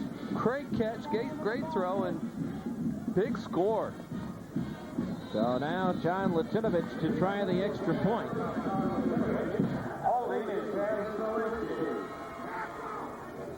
And I believe the Raiders may be short a man, and they're going to have to call a timeout. A timeout that I'm sure Fred Julian does not want to use, but boy, what a pretty touchdown pass. There you are, Steve. You look right through three defenders. It looks like the safety playing the deep half there just didn't adjust to the sprint out. What you're supposed to do is mirror the quarterback, stay over the top, and that time let him get outside of him. And then Diedrich Paul able to outrun Keith Friday down the sidelines, but after looking at Friday's socks, I can see why. He's got some speed. I'm going to tell you what. He ran away from the defenders. So the first touchdown, boy, I tell you what, all of a sudden, the offense is starting to click. The defense setting up a couple of touchdowns for Dixie, but that time Grand Rapids finally getting on the board. Certainly there is still plenty of time left with 7:20 remaining here in the third quarter. But what Grand Rapids is going to need is to start to stiffen up defensively. We're ready for the extra point. Latinovich, 29 of 38 during the regular season. First try of this afternoon. Snap is mishandled. Drewinski flips it into the air, and it's incomplete. And so Drewinski unable to handle the snap from center, and so it remains a 19-point Dixie lead. You know, Steve, I was thinking right before when they took a timeout, I was wondering if they weren't thinking about a two-point play. That looked like just a mishandled snap. So again, the conversion try, and it looks to be a good snap. Drewinski just bobbled it and tried the little shovel pass, and no one in particular there, but it was covered up to avoid a two-point run back by the Rebels. Again, a good snap that time, but it just didn't work out, Harry. Yeah, and now they're still going to need 3 scores to get back in this game, but 7:20 left in the third quarter. There's lots of things can happen. Big plays that just happened, got them back in the ball game. So no time to panic on the Grand Rapids side. But I think it's a time on the Dixie side. They're going to try to button down and take care of business. So John Latinovich set to kick off once again as it's 27-8 in favor of Dixie. I'm Steve Klauke along with Harry Justbig. Happy to have you with us for the 11th Dixie Rotary Bowl. Dixie trying to go 8-2 in this game, while Grand Rapids trying to go 2-0. The only time that Dixie has not played in this game, Grand Rapids was in it and beat Snow College out of Ephraim, Utah, 42-35.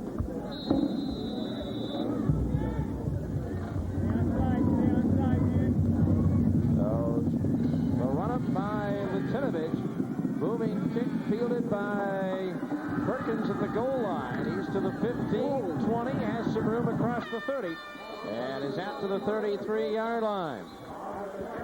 So first and 10 for Dixie from their own 33-yard line. Rebels now would probably like to grind it out, gain some yardage, and eat up some clock. They certainly would, and that return right wedge just set up a nice field position. What a kick right there. That's the foot that Coach Julian was talking about last night by his kicker. Now, first and 10 for Dixie, 33-yard line, right hash. Again, like you said, ready to eat up some clock and score. Fake the give to Johnson, rolling right. Croshaw fires, and it is complete. On the sideline to Michael Hutching before he is forced out of bounds at the 43-yard line, and it looks to be just short of a first down. Well, that time, there you go. You've been running off the heels of Roderick Johnson. You play act, get a little comeback route outside. Fortunate enough, looks like they're going to be just short of the first down. Sean Blackman with the force out there defensively. Croshaw starting to find the range. Now 9 of 23 after a horrendous first half. The yardage 152 right now. Averaged a little over 218 yards a game passing during the regular season. 16 touchdowns to 7 INTs. You know, one of the things they're doing, Steve, is they're not giving him a lot of choices, and they're giving some things that are right in front of him. The tight end delays that are coming in front of him in the quarterback's vision. He's using the play action, having two receivers in front of him where the vision is, and really taking the decision-making out of his hands and just being an athlete completing the ball. See if they go for the downs here on second down and 3 chain links. Second down. Slots to the near side. No, the give is to the fullback. And Morgan Bingham struggles forward but gets the first down at the 45-yard line. He was met at the line of scrimmage by Joseph Spooler, the linebacker, but was able to carry the tackler with him for a couple of yards to pick up the first down. You know, a lot of people would have expected a big shot play, you know, throwing it deep down the field. But, you know, Coach Croshaw right now is going to eat up some clock. Third quarter, still a lot to go. Hand it to the fullback, big first down. Oh, first and 10 for the Rebels. Again, the I formation with Roderick Johnson, the deep back. Croshaw to throw, pump fake, gets wrapped up and still on his feet, but is finally forced down. Quarterback sacked by the linebacker, Carmel Dennis. Well, 2 mistakes happened right there. No way on a 3-step drop should you not get the ball off, and you should not protect your quarterback. That was the first thing. The second thing is TD should have just taken the ball right here and just ate it. Now he tried to make a play, lost another 6 yards. So the ball back at the 36-yard line. A loss of 10. It'll be second down and 20. Clock rolling near the 6-minute mark to go in the third quarter. Dixie the ball up by 19. Croshaw on to the lay to Bingham, and he gets stacked up and dropped. And a loss of about 4 yards on the play. Dan Wilhelm, Tommy Head with the stop. You know, Coach Croshaw is down there thinking, what are we doing on this play? We're blocking the guy right into the path of the running back. But what that tackle has to do is take that defender where he's trying to rush and open up the hole. Just a good defensive play, really, by Grand Rapids. Dixie facing north is heading south. 3rd and 23. Croshaw flings it. Caught by Hutchings across the middle. He's got some room. To the 45. Cuts it outside and is forced out of bounds inside the 45. Very close to the first down marker. That was a bit of a dangerous pass, Harry. Looked like it had a chance to be picked off, but Hutchings able to latch onto it and come very close to picking up the first down. Well, he did a good job just getting this ball off. He had pressure in his face, throwing that direction, and his receiver took the ball right out of the hands of the defender. He thought he was going for 6 the other way. Again, the middle screen set up a big play. First down for Dixie in Grand Rapids territory. Carmel Dennis almost with the pick that time, but instead it's a first down. The give is to Roderick Johnson. Dances away from one hit. Now fumbles the football. The scramble is on. I believe the Rebels got it back. And the officials agree.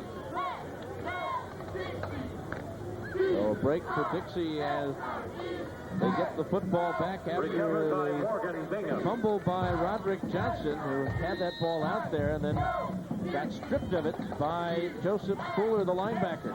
Just a play where he's trying to gain those extra yards, you know, getting those big legs churning. Guy did a good job coming backside, stripping the ball, and fortunately for Dixie, still recovered the ball. 2nd down, 7 at the 41. Hutchings to the near side, Brooks to the far side. And the pitch to Johnson. Again, they fake the reverse, and they don't fool the defense. As again, Carmel Dennis, who's been all over the field on this series, stays in his zone and is able to make the tackle and trap Johnson for a loss. Right here, you know, you got to. He almost looks like that Roderick is deciding whether or not I want to hand it off.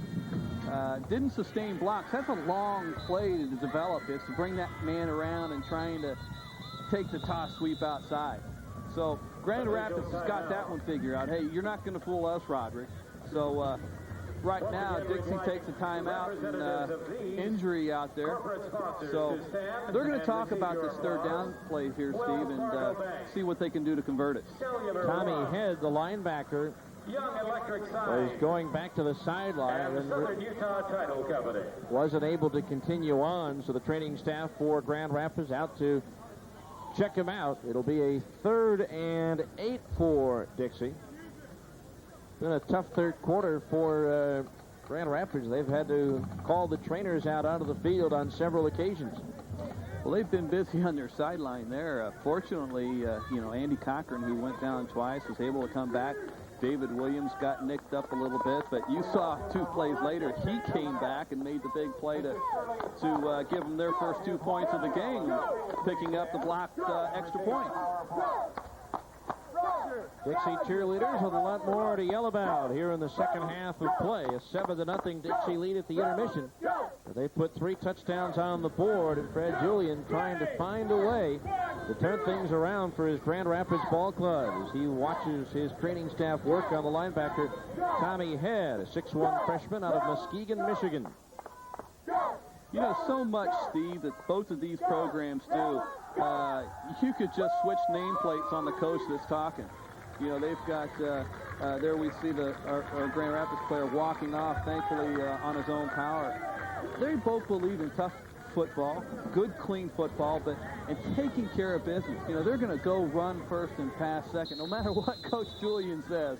You know, efficiency or not, that's going to be the meat and potatoes of this game. 3rd down and 8 as Tommy Head goes off the field under his own power, and back to pass is Croshaw. Step, set, fired. Lead from the tight end, open again inside the 35 to the 33-yard line. It appears to be enough for a 1st down. Here's what Dixie's doing right here, Steve, is they're taking their running back out of the pass play and blocking those rush defenders. You can see Roderick Johnson right there taking the outside linebacker out of the play. Bringing the tight end across on the delay, getting them open. It's going to be a big game, big play for them all day long. David Williams with the tackle, but unable to stop Leatham short of the 1st down. Apparently an official's timeout due to an equipment problem for one of the Raiders, and so looks like Dan Wilhelm is going to be ushered off the field and be replaced. The Rebels on the march, and they're chewing up the clock as well. 3:15 and counting here in the 3rd. Croshaw lobs down the left side, and we've got a penalty as Cleavon Brooks was held up at the line of scrimmage by Mike Cromwell, the cornerback, as they tried a little lob down the left sideline, but Cleavon Brooks unable to shake free as Cromwell had a hold on him. See, that was a side adjust play by T.D. Croshaw. They brought a safety blitz that time. Actually went 0 coverage, no safety at all. And he puts the ball up top. You can't see right there. The defender just grabs a hold of him, keeps him from running his route. You're going to get that call every time, no matter where that ball's thrown. So that will advance the football and end up 15 yards closer to the goal line. It'll be 1st and 10 now for the Rebels at the 23-yard line of Dixie. Or I should say of Grand Rapids, as the Rebels are the team on the march. As they come out. Henderson to the near side. Michael Hutchings to the far side. And the pitch to Roderick Johnson. He'll cut inside the fullback block to the 20 and the 15 and finally tripped up to the 13-yard line. But an excellent job by the fullback Morgan Bingham to free up Roderick Johnson for the game. 2 plays you can count on Roderick Johnson running well. That's the lead play inside and the toss sweep outside. There we had just a good block by the back out there, freeing him up, turning up inside and getting a good gain. Well, I thought the key there, too, is the fact that he was very patient there and waited for Bingham to make the block before he made the cut inside. First down and 10 at the 13-yard line. Again, the pitch to Johnson. Bingham the lead block. He's to the 10. He's to the 5. Touchdown! Number 4 for Roderick Johnson. And he is putting on a show here in the third quarter. Boy, there was nothing but Dixie red over to that weak side of the field. It looked like there was almost a misalignment by Grand Rapids. They're bringing pressure from the outside, and that was an easy cave-in, walk around the corner, and great job by Roderick following his blocks. Well, one of the things Fred Julian, the head coach of Grand Rapids, said, he didn't mind Johnson gaining the yardage as long as we kept him out of the end zone. Inouye's extra point is good. But Roderick Johnson has found the end zone 4 times, all here in the third quarter, and Dixie now with a 34-8 lead. And again, credit the lead blocking of Morgan Bingham. Toss sweep, you've seen it before. Good blocking on the outside, good lead block there. And, boy, just an easy walk-in for Roderick. Boy, Bingham taking out David Williams, the free safety, the only guy who had a chance to make a tackle there. Also, the tight end, Lethem, sealing off Jason Lopez, will allow an easy track to the end zone for Roderick Johnson. 29 touchdowns now on the year for the sophomore out of Newark, New Jersey.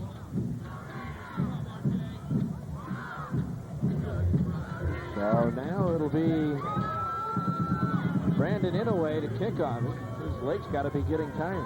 Yeah, and we talked about how these two teams were running teams and how the clock would probably run fairly quickly, but here you look at, you still have 2:42 left in the third quarter, and there's still a lot of football left here.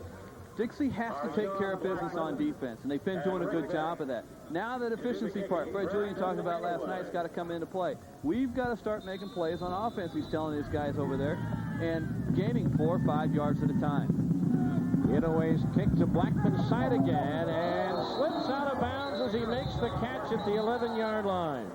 That's the way things have gone for the Raiders here in the third quarter.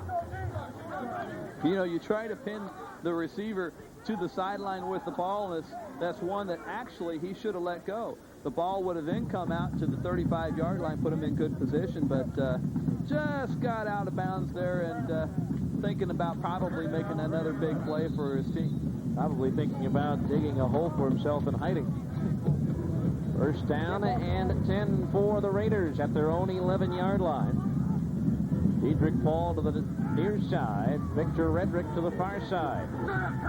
And Skowinski on the handoff to the fullback, Harama, and Harama has some running room out across the 30 to the 33-yard line before being forced out by Keith Friday, the cornerback. So a big gain for Michael Harama.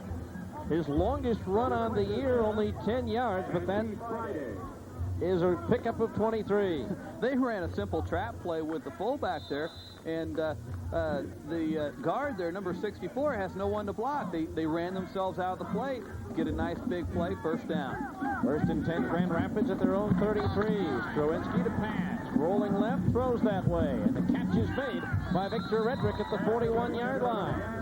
So a gain of nearly 8 on the play. Redrick with a good pattern, was open, ball a little bit underthrown, but Redrick able to come back for it and make the catch.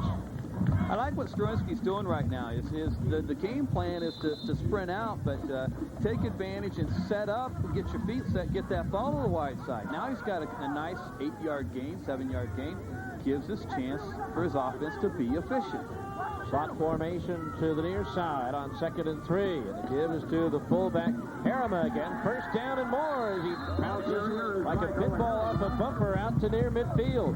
He just put his head down that time, Steve, and just went through the hole. Again, quick trap inside, quick breaker, and really the only man to stop him is his own as he runs into his receiver right there and prevents him from maybe getting 5-10 more. 1st and 10, Grand Rapids from their own 49. Harriman now averaging over 8 yards a carry, and now we've got markers flying as Robert Carroll broke through, and I'm sure it'll be an encroachment penalty on Dixie as the play is down as Struwinski gets dropped, but I'm sure it'll be moved 5 yards southward and leave Grand Rapids with a 1st and 5, as indeed his encroachment is again Robert Carroll anticipating that time, but he anticipated about a count and a half too soon. Well, and there's no rule like the NFL where if they've got a free shot to the quarterback, they're going to stop everything. So Grand Rapids really, hey, throw the ball downfield deep and maybe get a cheap, easy play off of the penalty, and everyone's sitting around waiting for it to stop. So 1st and 5 now for Grand Rapids at the 46-yard line of Dixie. A rare appearance for the Raiders in Dixie territory here in the second half. Slot formation to the near side. And Struwinski to pass. Fires towards the right sideline, deflected twice, and it falls incomplete. 2 opportunities for a completion there, one for the Rebels and one for the Raiders. Neither one was able to come up with the ball. Again, you know, you're looking at block back protection there, sealing off the line. They're staying away from that man blocking scheme. They just can't handle that rush. Kind of a dangerous pass too from the left hash mark all the way across field, and gave Flinders a chance to measure that one, but he couldn't handle it. Neither could Diedrich Paul. So 2nd and 5 at the 46-yard line of Dixie. Again, slots to the near side. Fake to Cochran, rolling right. Struwinski looking for the tight end, and Kevin Bozek had it, lost it. Again, a case of wanting to run with the football before you latch onto it. There's a little bit of a play by Grand Rapids. It's coming back to that tight end. It was successful in the first half. They got away from it, came back to it, and unfortunately threw it in the worst place he could, right in his hands. So a 3rd and 5 for Grand Rapids. They have a chance, really have to convert on every possession. Just over a minute remaining here in the 3rd quarter. Struwinski on the draw to Cochran up the middle. He'll be very close to the 1st down as he's just down.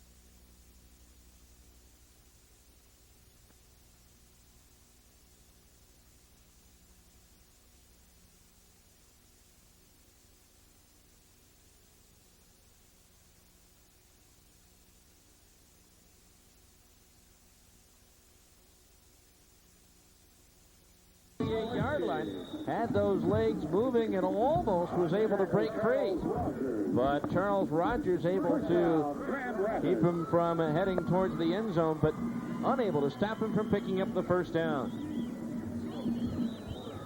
A couple things you're seeing on this drive now, Steve, is you're seeing a little bit of what Fred was talking about yesterday, the efficiency. Nice little gap right there. The quarterback takes it up inside and gets the 1st down. No, 1st and 10 at the 38-yard line of Dixie for Grand Rapids. Dixie up by 26 at this point. Here's the handoff to Cochran inside the block. He's to the 30, 25, and dragged down at the 20-yard line. Again, the strong safety, Charles Rogers with the stop, but a pickup of 18 and a first down for the Raiders. You know, we haven't heard his name for a few plays here. You know, we went to the big plays with the fullback, the trap twice, play action, sprint out, and now they go back to the money man. And what does he do? Pick up 15 big yards for you. At the 20-yard line, first and a 10.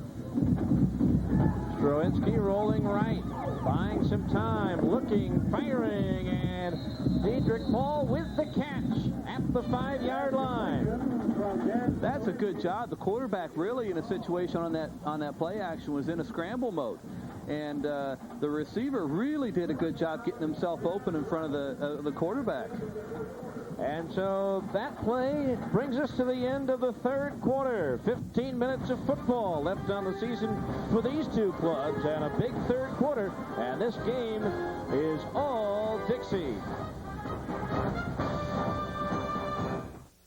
And we found that it's been a competitive advantage, actually, to be located in southern Utah, because the type of employee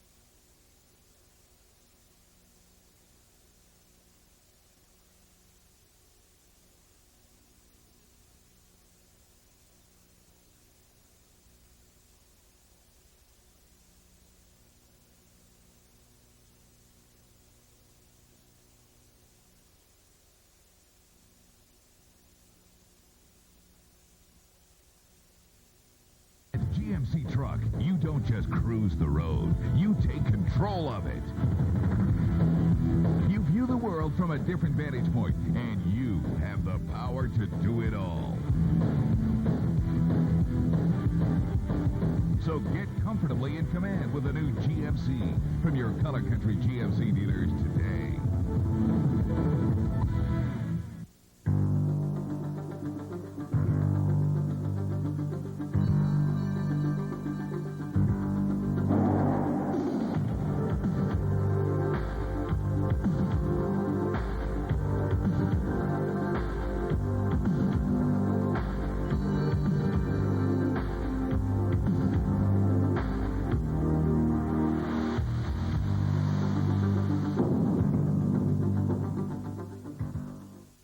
Washington County, located in the southwest corner of Utah, is ideally positioned amidst some of the world's most scenic and geologic marvels.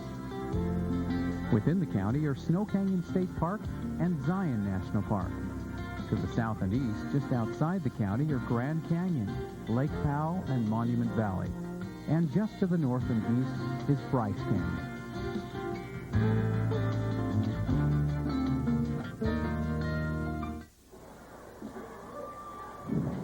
Fourth quarter about to get underway. Grand Rapids knocking on the door with a first and goal at the 6, but they have a steep hill to climb here in these final 15 minutes of play. A nice drive, though, put together by the Raiders on this possession. They have a first and goal at the 6. Ball wide to the right. Redrick wide to the left. Back to the eyes, Stroinski.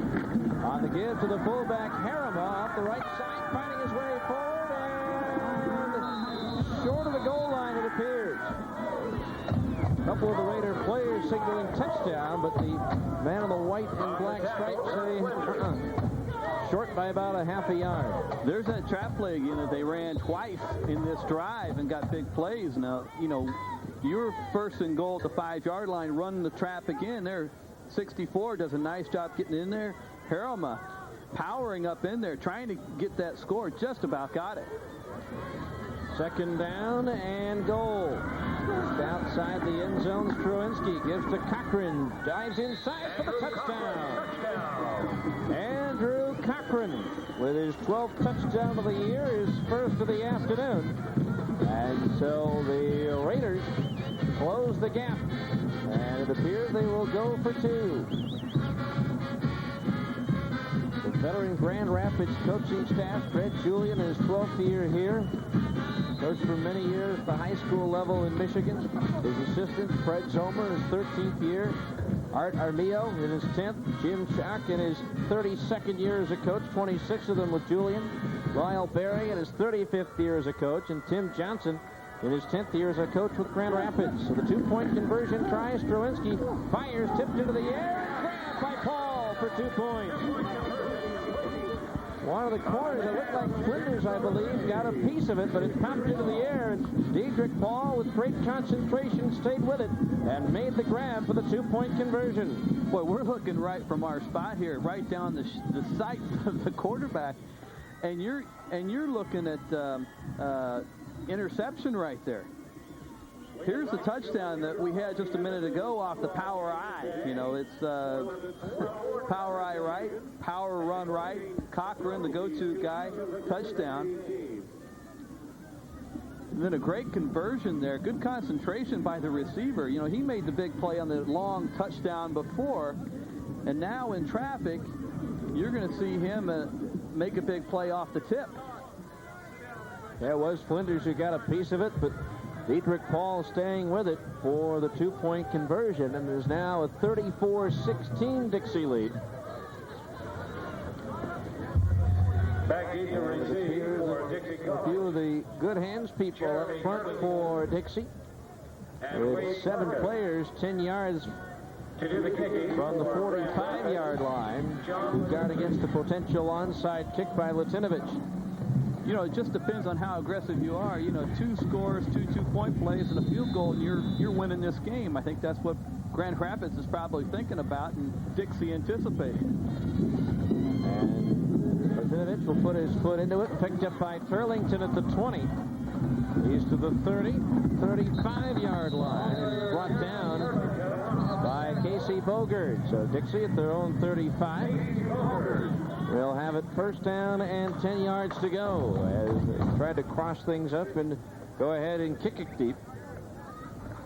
And hope from a Grand Rapids standpoint that the defense can hold and get the ball back into Dan Strowinski's hand in short order. Hutchings to the far side, Brooks to the near side as T.D. Croshaw, the quarterback, leads his team to the line of scrimmage. And the give is to Roderick Johnson. He cuts it to the outside. It drops after a 1-yard gain, but that's how dangerous he is, Harry. He could take a play designed for the middle, kick it to the outside, and wind up with some big yardage, although that wasn't the case here. Yeah, do it in a big hurry, too. Here's a little counter play with the guard pulling, and he bounces back and just, you know, if the tight end there stays with this block, I think he's got a little room to get outside. Joseph Spooler, Bill Unger with the trip up there. A pickup of 1 for Johnson. Second down and 9. 124 yards for Roderick Johnson and 4 TDs. He'll take the pitch here. Throw it back the other side to Croshaw. The catch at the 35 and is wrapped up and brought down at the 38. Nice design play, but it gains only maybe 2.5, 3 yards. Good job that time with the Grand Rapids defense staying home on the far side of the football field. Well, I'm not so sure that, you know, you like the thought of the play. It's a nice idea taking a shot, but maybe when you're going in and you got man coverage and everybody's going away, but, you know, right here, not a lot of chance to keep room, and you know, certainly T.D. Croshaw is not the most prolific runner, but, hey, it loosens the defense up anyway. The pitch to Johnson off the far side, dances down the sideline for a first down and more inside Grand Rapids territory. And so Roderick Johnson advances the change for a first down on that previous play. It looked like Shane Hollins was injured trying to make the tackle. They were working on him along the sidelines for Grand Rapids. But again, a pitch that time to Johnson, and Harry was off to the races. Boy, a good, strong run. Look at that stride that he's got. Right here at the end of the play, just kind of gets his legs under him, kind of gets nicked up a little bit, but he's not coming out of the game right now. He's going to go down and help his team score. First down for Dixie at the 48-yard line of Grand Rapids. Chewing up yardage and the clock. They fake the pitch to Johnson, and Croshaw wrapped up, escapes the claws of Tommy Head, rolling right now, throws it away. And the penalty marker goes flying for intentional grounding. Penalty flag. He escaped the pressure from the linebacker, Tommy Head. And then made a mistake. Good job here, just, you know, getting out of the grasp there. But, you know, now when you're out here, it's either take your licks and get down and prevent the loss or you know, throw it near one of your receivers. There was no one around there. Unfortunate thing now, it's going to be loss of down and a long ways to go.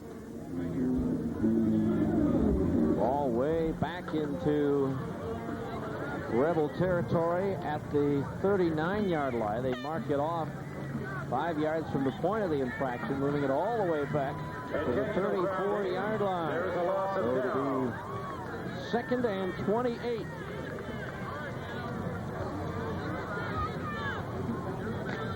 The great thing for Grand Rapids right now is that the clock stops.